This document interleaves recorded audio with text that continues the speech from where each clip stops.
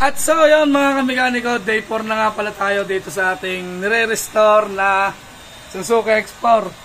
Ari nga pala, uulitin ko, ari nga pala ay hindi all stock nga ulit. Yan, dito all stock.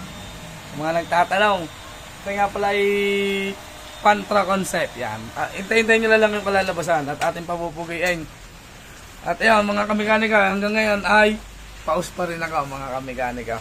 At ang gagawin naman natin ngayong araw mga kamekanika, o agenda natin ay maggagawa naman tayo ng tangke.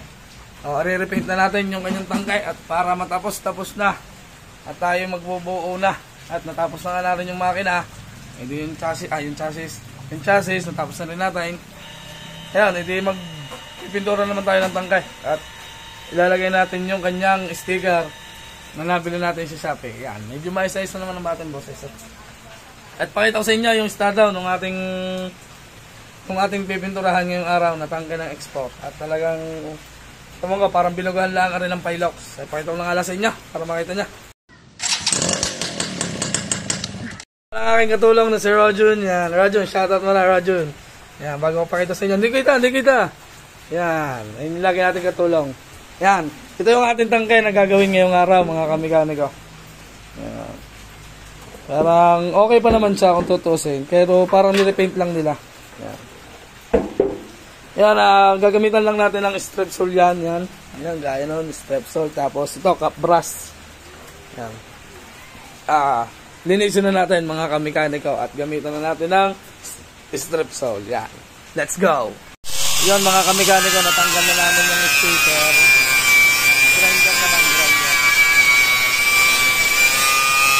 Pag hindi kaya, lalagyan ng Strepsol mga kamekaniko.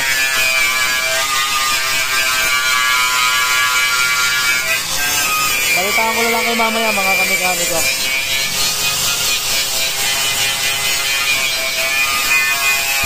At yun nga mga kamekaniko, matapos ang ilang oras na pagkukod ng aking katulong, yan, nalinis na niya. At aray, ngayon naman ako naman na maggagawa at pupunasan na natin yung tangkay. At pakita ko muna sa inyo mga kamekaniko yung tangkay, yung nilinis niya. Pero nagano din ako, meron siyang naiwan na konti, nilinis din natin. Yan. Tapos nga pala, naghinang din tayo. Pakita ko sa inyo yung hinang natin. Tsaka yung tangkay nung nalinis. Ito na yung tangkay mga kamekaniko. Yan, natanggal na natin yung kalawang, nalihan na rin. Malinis na siya. Ayan, ito yung mga pingkot-pingkot. Ngayon, ito yung hininang natin. May butas siya dito. Ayan o. Hininang natin. Tapos, aring kabila. Ayan o. Kita nyo naman yung hinang na yan. Ayan.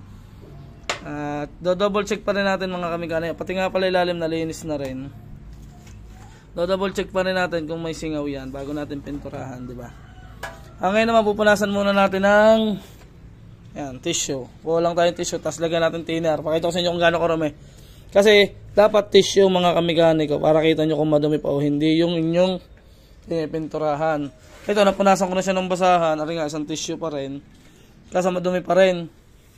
Kasi kapag di nyo inalis yan, didikit ng maganda yung primer. Kasi meron yung pinaglihahan, yung mga malilinggot na ano. Oh, yan oh, kita nyo oh. Pagkarumi oh. Yan, kailangan malinis nyo lahat yan. Para kapit na kapit yung pintura. Para hindi sila maghiwalay. Oy, sana all. Yan. Ayun nyo, para hindi maghiwalay yung pintura tsaka yung tangke. Ngayon nga pala, yung pingkot na yan, magpa-primer muna tayo ng anti-corrosion. Tapos, masilya tayo mga kamekaniko. Yan maghahalo lang tayo ng anti-corrosion. Pakita ko sa inyo yung anti-corrosion na ginagamit ko. Ansal lang siya. Yan. Punasan ko lang. Aray mga kamekaniko, yung lagi kong pinakikita sa inyo na anti-corrosion na binibili ko. Arat, bumili pa nga ako at naubusan. Ayan. Urethane mga kamekaniko na Ansal paint, syempre quality. Baka naman Ansal paint. Oh. Ayan. Baka naman mapagbigyan nyo na ako sa aking hiling. Ayan, anti-corrosion mga kamekaniko. Ito yung ginagamit ko bago ko masilyahan. Pero mayroon pa rin akong isang gagamitin na surfacer. Kasi alangan lihahin to eh. Kailangan dito lihahin para mas maganda. Pagkapatong natin din ang anti-corrosion doon sa tangke, papatungan naman natin ng Ansal din na surfacer primer. Pakita ko sa inyo mamaya yan. Yan, ang ratio lang naman yan ay nandito sa mga kamekaniko. Sa likod, magbasa lang kayo mga kamekaniko. Yan, madali lang ratio niyan. Basta wag lang mapalabnap. Halo lang tayo, tapos update ko kayo pag nabugahan na natin yung tangke. Yun, nasa loob na. Bubugahan na natin mga kamikanika. Para mga kamikanika, update ko kayo maya konti. Bubuga lang tayo. At yun mga kamikanika, matapos ang ilang oras na patuyo na rin natin. Tapos yan, nabugahan na natin ng anti-corrosion green. Yan, siyempre anti-corrosion green lahat yan. Ang daming pingkot mga kamikaniko. Yan o.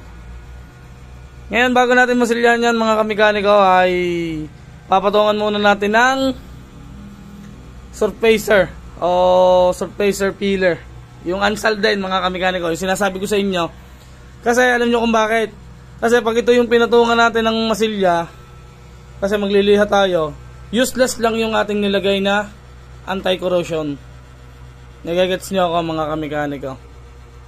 Kaya gagawin natin, papatungan muna ulit natin ng surfacer ng siguro mga 2 patong para pag nagpatong tayo ng masilya hindi na natin maaabot yung anti-corrosion, hindi sayang yung ating ipinatong kasi pag yan lumabas yung bakal useless yung anti-corrosion natin, di ba?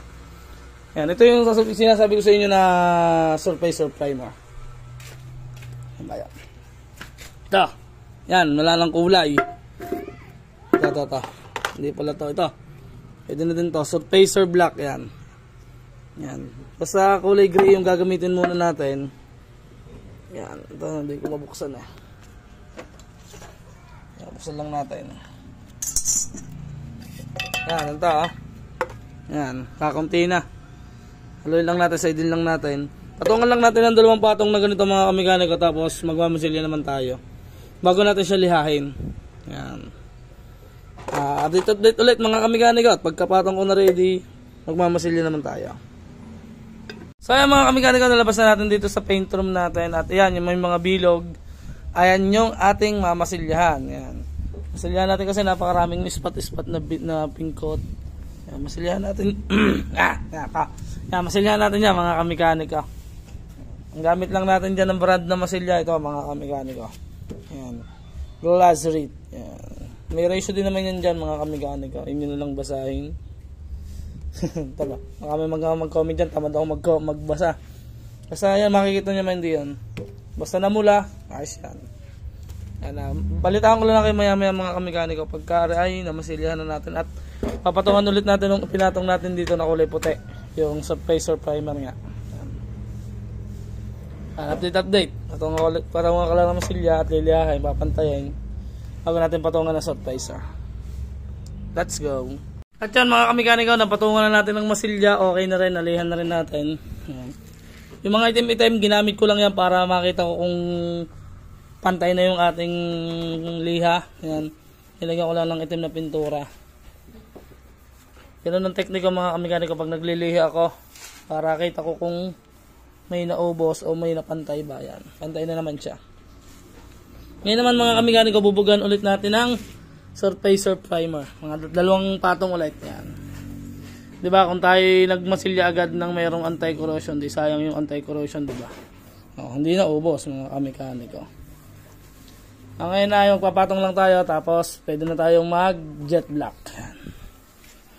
Patong lang na ulit tayo mga kamikaniko. Ganun lang yung technique. Pag nagpatong kayo ng masilya, di lagyan nyo ng item para madaling lihahin. Okay na. At yan mga kamikaniko, na primer na natin yan. Kinapit ko na rin mga kamikaniko yung kanyang sticker bago nating itiman mga kamikaniko. Yan. Para medyo nakalubog na yung ating sticker pagka yan, nakakuha kayo ng konting tips yan. Ganyan ang ginagawa ko mga kamikaniko. Kaso pag talagang pangit yung sticker, wala tayong magagawa, talagang uutlaw at uutlaw. Pero may mga sticker na ayos. Yan. Yung mga ibang sticker na nabibili ko, nautlaw siya pagka natatabkutan na, hindi kinakaya ng kapit. Ito, try natin to. Yan, bago nating base kutan ng item, kinabit ko na yung sticker. Yan o, ganito na itsura niya. Yan. Yan na siya mga kamikanika. Maganda na nga, parang puti na may black lang di ba? Pero itimin natin mga kamikaniko. Ngayon, bago ko yung magkapit ng sticker, yan, nilagyan ko ng tape. May tape na yan, clear mga kamikaniko. May clear na tape na yan, di yan. Nilagyan ko na yan dyan. Yan, bugahan lang natin ng jet black mga kamikaniko. At mamaya tatanggalin natin yung tape para makita ninyo. jet black, Ansal na jet black lang naman yung ginagamit ko. Ang ratio noon, 1:1 lang mga kamekaniko. Ayan, ganyan lang ha. Ayan, ganito na yung itsura niya. Eh para, bugan lang natin yung jet black, tapos tanggalin natin sticker, tapos liyahin, tapos top coat. Yun, ayos na tayo doon. Let's go! At yun mga kamekaniko, na-prepare na natin, natanggal ko na yung tape na nilagay natin. Yan, ganito na yung kanilabasan. Nalihaw ko na rin siya mga kamekaniko. Yun o. Nalihaw ko na rin. Okay na siya mga kamekaniko. Yan. Labo ng camera ko, punasan natin. Ganun pa rin. Yan, ganyan yung kinalabasan mga kamekaniko. Ngayon, tatap ko na natin yan mga kamekaniko. Ang gamit ko lang top coat dyan, ito, pakita ko sa inyo. K92. Yan. K92 number 1. Yan. Ratio naman yan, nandyan lang sa likod. Basahin nyo lang. Applyan lang natin mga kamekaniko ng top coat, tapos pakita ko sa inyo yung outcome ng ating tangke pag nabugahan na natin. Yan. Ang ganda ng kanyang sticker. Oh. Yan, applyan lang natin. Let's go. So yun mga kamekaniko, katatapos ko lang magbuga ng clear coat dun sa tangke na ginagawa natin. At mainit-init pa. Nakikita ko sa inyo mga kamekaniko yung natapos nating gas tank ngayong araw. Ito nga pala dun sa ating nire-restore o restore build na taga Batangas ba yun, Talisay yan. Ito na yung tangke niya mga kamekaniko. Ito na yung huli, magbubuo naman tayo mga kamekaniko. Pero bago tayo magbuo, pakita ko muna sa inyo yung ating natapos na tangke. Yan mga kamekaniko, ito na yung gas tank na natapos natin ngayong araw. Yan, oh. Napakaganda. Kita yung exhaust fan. Ayan. Diba? Pati sticker niya nakalubog sa top coat mga kamekaniko. Tingnan nyo naman. Diba? Napakaganda niyan mga kamekaniko. Yan, patutuyin na lang natin. Siguro mga 2 araw bago bukas tayo ay bubuo na. Bubuoy na natin itong binibuild natin mga kamekaniko. Tingnan nyo naman ang ating gas tank na yun, oh. Napakaganda. Kita nga ka dito. Hey! Di ba? Ito na yung natapos natin. Ang kagandahan dito mga kamekaniko, nakabaon na yung kanyang sticker. Hindi na siya magpe-fade, hindi na siya matatanggal. Yun, oh. Kita ko dito, di ba? Mga kamekaniko. Yan. Sa mga gusto magpa-pintura, natanggap tayo ng pintura ng tangke, hindi lang restore. Yan. Kabila, ganun din yan. Alright. Napakaganda, mga kamekaniko. Paano mga kamekaniko? Di ko na puputulin ang ating vlog. At, tapos na yung ating tangke. At ngayon, sa susunod, magbubuo na lang tayo, mga kamekaniko. Bubuoy na lang natin itong export na to. Ayan. Nandito tayo sa paint room.